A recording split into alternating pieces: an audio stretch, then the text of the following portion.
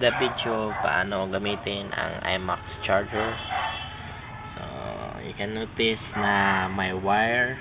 Ito, this wire. Tapos may mga plug tip, which is actually para sa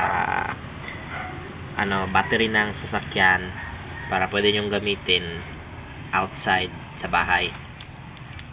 So, ngayon gagamitin natin yung wire with power supply.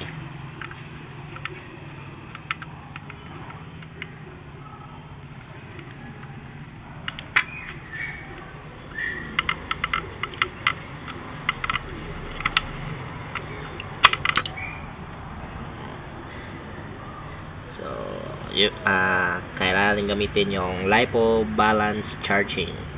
So, you can notice may sa screen 1.4A, 11.1V, then 3S.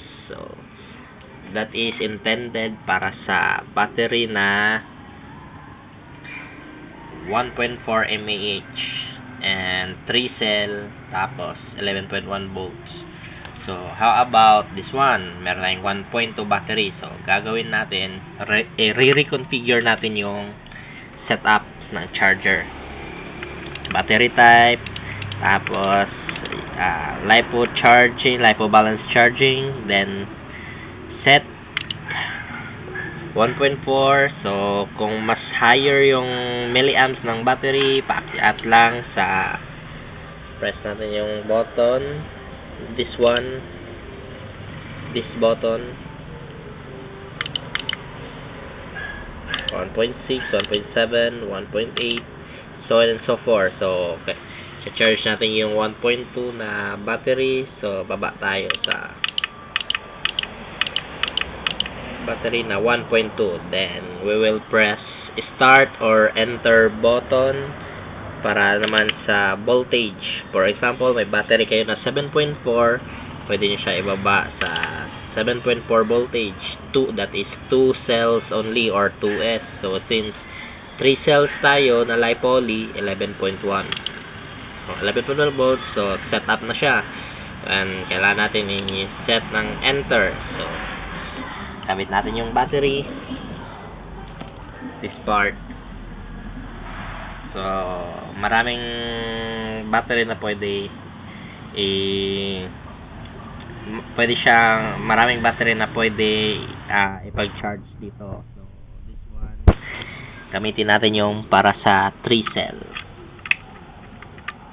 And after that one, kabit na natin yung balancing cord. This one, balancing cord. Black is to black and red is to red. Then, of course, kakabit na rin sa battery. Sa plug ng battery.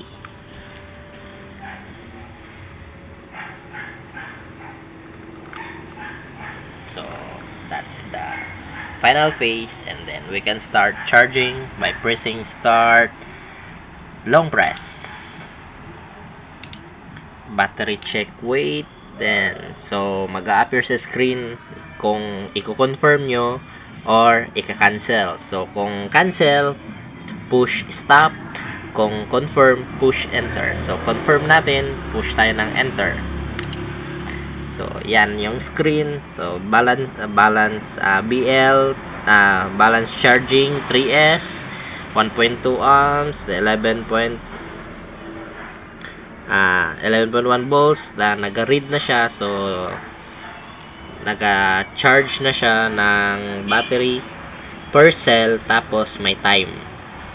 So 23, 24, 25 seconds, 26, so on and so forth.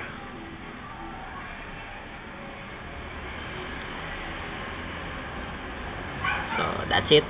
Pag nag-full charge, mag-a-alarm yung charger lang. Mag-a-alarm yung charger. So, mag-i-stop lahat ng gumagalaw sa display board. So, that means full charge na siya. Thank you.